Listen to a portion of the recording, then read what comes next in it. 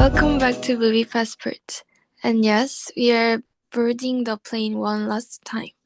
Honestly, I thought we retired the plane thing, but here we are. Plot twist. But it feels right today. This flight is special. Our route goes directly to Holiday Island. You know, that imaginary place where twinkling lights make everything feel better for no scientific reason. And there's cotton candy in the air. Not literally, but spiritually. If there were actual cotton candy in there, that would be a safety hazard. Just say. Anyway, final boarding. Romance, animation, comedy, horror. Fasten your seatbelts or whatever. Alright, romance pitch. Personally, the least logical part of Holiday Island, but somehow the most popular. Let's begin with Carol. Every time I watch this movie, I feel like I'm intruding on two people communicating telepathically. Telepathically but politely, like whispering with their eyes. Exactly. Carol moves like she's permanently in soft lighting, which unfair. And Therese, she looks at Carol the way people look at the dessert menu even if they're full. Like, I don't need anything, but wow. I feel like I needed to sit up straight while watching. Like Carol would judge me for having bad posture. She absolutely would. Kindly but firmly. And the romance develops through the tiniest gestures. A glance, a compliment that feels like it came from 5 layers of subtext. That road trip, that was basically a feelings workshop disguised as a holiday drive.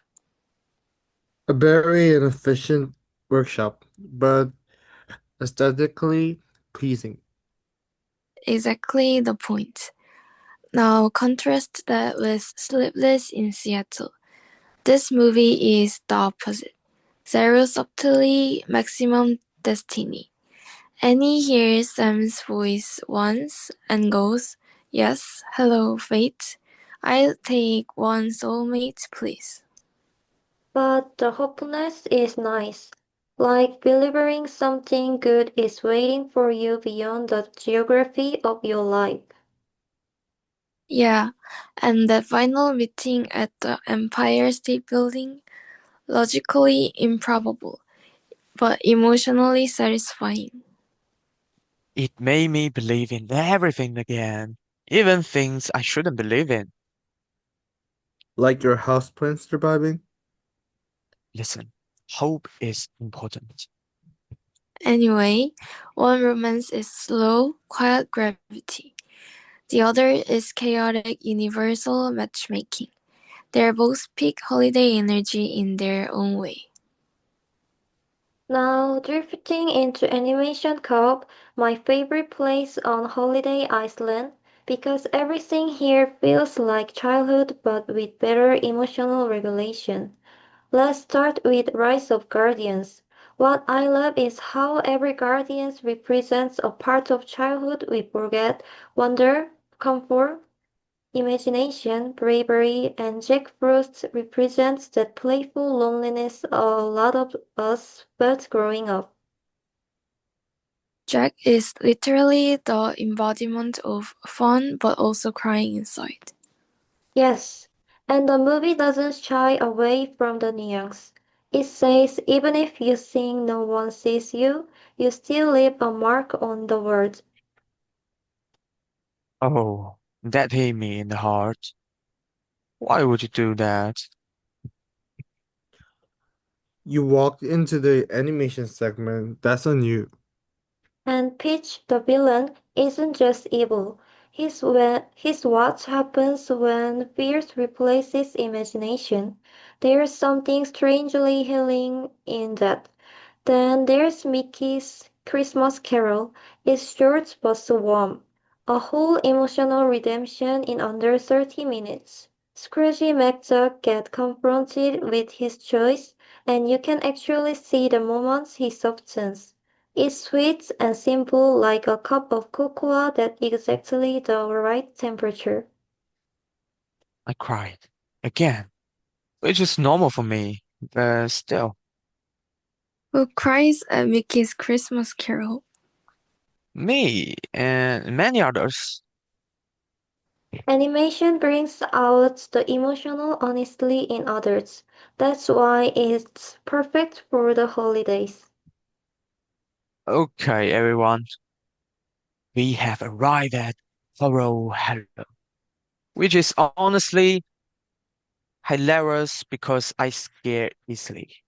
But somehow I am the one covering horror movies. Destiny? Chaos? A clerical error? Who knows? First up, Black Christmas. This movie is so sneaky. It starts all cozy, Christmas light, friends, warm vibes, and then suddenly, oh no, someone is in the house. It's such an airy contrast, the joy and the fears blending. Yes, like putting whipped cream on the top of existential dread, very holiday coded. Now, Otto Krampus. Listen, this movie is basically if you stop believing in Christmas spirit, a demon will visit your home. And I honestly think that's a great motivational strategy. If someone told me Krampus was coming unless I cleaned my room would be spotless. So, fear based productivity. Innovation. And finally, better watch out. At first, it feels like a silly Home Alone style prank movie. Fun. Then suddenly, no. It becomes psychological horror so fast. I almost dropped my popcorn. The villain isn't a creature or demon. It's a kid who needs therapy immediately. That type of villain is usually the most realistic. Yes, and that's why it freaked me out the most. Because he's the kind of kid who will say, I'm fine. But his search history is like how to take over the world. The thing about horror is it reminds us that the holiday aren't just sparkle and joy. And there's pressure, loneliness, tension. And sometimes horror movie help us release that in a world cathartic way. A dark mirror showing what we usually avoid. Exactly. It's scary but comforting, like being chased by monster, but the monster is punctual and polite. Sure, let's go with that. Anyway, Horror Hollow was terrifying and fun, and now we spirit run towards something lighter. All right, let's cool down from all that adrenaline.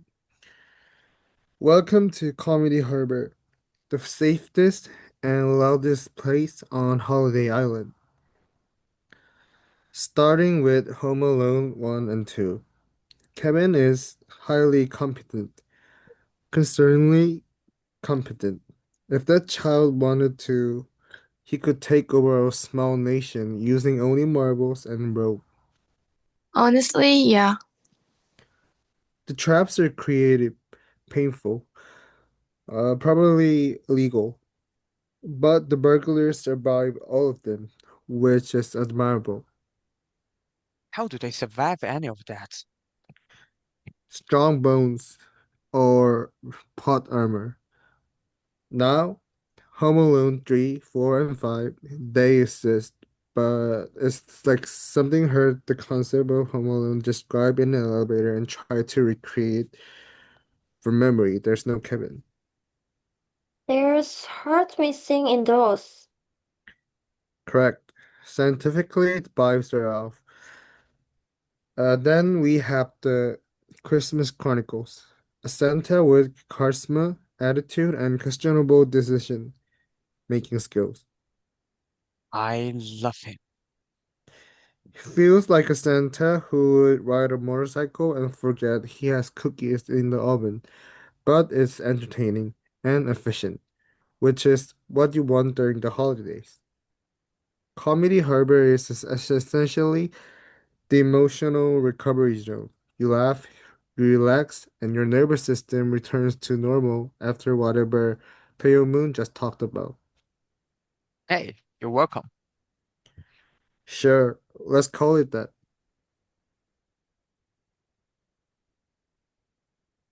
Well, travelers, this brings us to the end of our holiday journey and the end of our final flight of the year. Please remain seated until your nostalgia has fully stopped moving. We hope your trip across Holiday Island was fun, chaotic, and emotionally nourishing in a real way. Now for the real question. Will Movie Passport Airlines return next year? Maybe. Possibly. Depends entirely on you. Yep, your messages, your comments, your emotional support, and maybe your in-flight snacks. Thank you for traveling the world and the holidays with us this year. You've been the best passengers we could ask for. Take care, stay warm, and stay cozy. And wherever you land next, may your movie choices be excellent.